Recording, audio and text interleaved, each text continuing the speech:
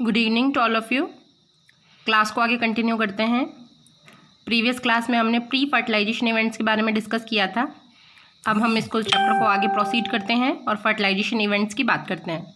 Fertilisation को आप दूसरे रूप में सिंगेमी बोल सकते हैं। Syngamy is the fusion of two gametes to form a zygote.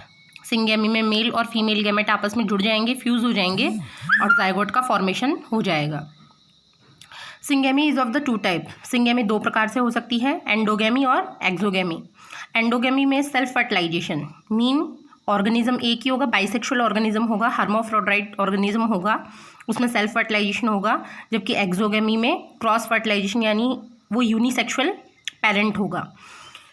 Endogamy जब हमने बात की कि सेल्फ फर्टिलाइजेशन हो रहा है मतलब एक ही ऑर्गेनिज्म है तो ये यूनिपेरेंटल होता है। जबकि एक्सोगेमी में क्रॉस फर्टिलाइजेशन यानी दो ऑर्गेनिज्म है तो ये बायपेरेंटल होता है। Endogamy it is not common, हर किसी में नहीं होता। ऑर्गेनिज्म कैसा होना चाहिए? बाइसेक्सुअल होना चाहिए, मोनोइशियस होना चाहिए या हर्माफ्रोडाइट होना चाहिए, तभी ये चीज़ पॉसिबल है। तो it is not common. But इसके वाइस वर्सा एक्सोगेमी बहुत ही ज़्यादा कॉमन है। जैसे कि मैंने एग्जांपल्स की बात की है। एंडोगेमी आपको टैपवर्म प्लेटीहेलमिन्थेस का एक ऑर्गेनिज्म है, टैपवर्म जिसको आप टीनिया सोलियम भी कहते हैं, उसमें देखने को मिलेगी। और एक्सोगेमी आपको मिलेगी फ्रॉग, रैबिट, मैन और भी इसके एग्जाम्पल हो सकते हैं। मैंने आपको यहाँ पे एक नोट बताया है कि cross fertilization also occurs in many hermaphrodite animal. यहाँ से आप क्या सोचेंगे कि हमेशा हर्माफ्रोडाइट में क्या होती है?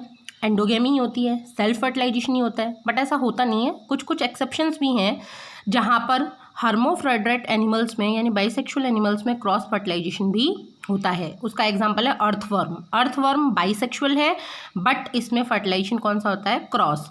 ऐसा क्यों होता है? The reason for cross fertilization in such animal is that the male and female reproductive organ mature at different times. क्योंकि ये बाइसेक्सुअल तो है बट इसमें मेल और फीमेल जो ऑर्गन्स होते हैं उनकी मैच्योरिटी जो होती है, उनका जो मैच्योरिंग टाइम है वो डिफरेंट होता है। फीमेल जो रिप्रोडक्टिव ऑर्गन्स हैं वो कभी पहले डेवलप हो जाते हैं, उसके बाद में मेल रिप्रोडक्टिव ऑर्गन डेवलप होते हैं। इसी कारण उसको क्रॉस फर्टिलाइजेशन की हेल्प लेनी पड़ती है। एक नया कंसेप्ट देख रहे हैं फर्टिलाइजेशन में ही, पार्थेनोजेनेसिस। 11th में आपने पार्थेनोकार्पी तो पढ़ा था। पार्थेनोकार्पी में आपने देखा था फ्रूट फॉर्मेशन विदाउट फर्टिलाइजेशन, उसका एग्जाम्पल देखा था बनाना। उसी की तरह थोड़ा मिलता जुलता रूप है पार्थेनोजेनेसिस। क्या होता है इस प्रोसेस में? In this process egg develop into complete offspring without fertilization. Mean female ही कैपेबल होती है ऑर्गेनिज्म बनाने में, उसको मेल की आवश्यकता नहीं होती और यहाँ पर एग ही आगे जाकर कंप्लीटली ऑफस्प्रिंग में कन्वर्ट हो जाता है। इट इज़ मोनोपेरेंटल यानी इसमें एक पेरेंट की आवश्यकता है फीमेल की। ऐसा एग्जाम्पल किसमें देखने को मिलेगा आपको पार्थेनोजेनेसिस का? रोटीफर्स जो इंसेक्ट्स हैं, हनीबी इंसेक्ट्स हैं, टर्की एक टाइप का बर्ड है। इन तीनों के अंदर आपको पार्थेनोजेनेसिस की प्रोसेस देखने को मिलेगी। मोस्ट इंपॉर्टेंट है, पार्थेनोजेनेसिस से क्वेश्चन बनता ही बनता है बोर्ड में, तो आपको पार्थेनोजेनेसिस को मोस्ट इंपॉर्टेंट करना है कि पार्थेनोजेनेसिस क्या होता है। वापस से रिपीट करते हैं, एक ऐसी प्रोसेस है जिसमें एग डायरेक्टली किस में कन्वर्ट हो जाता है? ऑफस्प्रिंग में। किसके बिना? विदाउट फर्टिलाइजेशन के बिना। मोनोपेरेंटल है, एग्जाम्पल है रोटीफर, हनीबी और turkey. Next, post fertilization events. Post fertilization events की बात करते हैं। पोस्ट फर्टिलाइजेशन इवेंट्स में दो चीज़ें होंगी, एक तो होगा जायगोट फॉर्मेशन और एक होगा एम्ब्रायोजेनेसिस।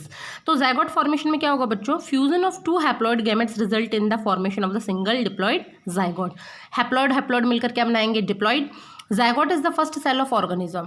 कोई भी ऑर्गेनिज्म है, जैसे ह्यूमन भी है, अपनी लाइफ जो स्टार्ट करेगा वो सिंगल सेल से स्टार्ट करेगा और वो सिंगल सेल क्या होती है? जायगोट। तो किसी भी ऑर्गेनिज्म की जो लाइफ स्टार्टिंग होती है वो स्टार्टिंग होती है सिंगल सेल जायगोट से। Embryogenesis, development of embryo from the zygote. Embryo का बनना किससे? जायगोट से। और मैंने आपको बताया था जायगोट से एम्ब्रियो कैसे बनता है। जो जैसे सपोज कीजिए ये क्या है? एक सिंगल सेल है जायगोट की। इस सिंगल सेल के अंदर डिप्लॉइड कंडीशन है। सबसे पहले एक जो डिवीज़न होगा वो वर्टिकल होगा, फिर हॉरिजॉन्टल होगा, फिर डिविजन्स होते ही जाएंगे, सेल्स का अमाउंट बढ़ता ही जाएगा। ये मल्टी सेलुलर कंडीशन जो बन जाएगी इसको हम क्या कहेंगे? एम्ब्रियो कहेंगे। तो जब सिंगल सेल कंडीशन डिवीजन के थ्रू मल्टी सेलुलर कंडीशन में कन्वर्ट होती है यानी वो क्या बन जाता है? एम्ब्रियो। और ये फॉर्मेशन क्या कहलाती है? एम्ब्रियोजेनेसिस। अब ऑर्गेनिज्म दो टाइप के हो सकते हैं, ओवीपेरस एनिमल और वीवीपेरस एनिमल। ओवीपेरस का आपको डेफिनेशन याद रखनी है, इंपॉर्टेंट है। आपके यहाँ पे एग्जाम्पल्स पूछे जा सकते हैं, डेफिनेशन पूछी जा सकती है। दीज एनिमल्स ले फर्टिलाइज और अनफर्टिलाइज एग, यानी ऐसे एनिमल्स जो हमेशा एग ले करते हैं, अंडे देते हैं, चाहे वो फर्टिलाइज हो चाहे वो अनफर्टिलाइज, वो कौन सी कैटेगरी में आएंगे? ओवीपेरस एनिमल्स में। इसका एग्जांपल है रेप्टाइल्स या फिर बर्ड्स। दूसरी तरफ ऐसे एनिमल्स हैं जो हमेशा बर्थ देते हैं यंग वंस को, यंग वंस को मतलब नवजात शिशुओं को जन्म देते हैं, और ऐसे एग्जाम्पल हैं ह्यूमन, उसमें कई सारी और भी एग्जाम्पल्स आ जाएंगे। तो ये ओवीपेरस और वीवीपेरस आपको याद रखना है। इसके आगे के नेक्स्ट टॉपिक अपन नेक्स्ट वीडियो में करेंगे। Have a nice day.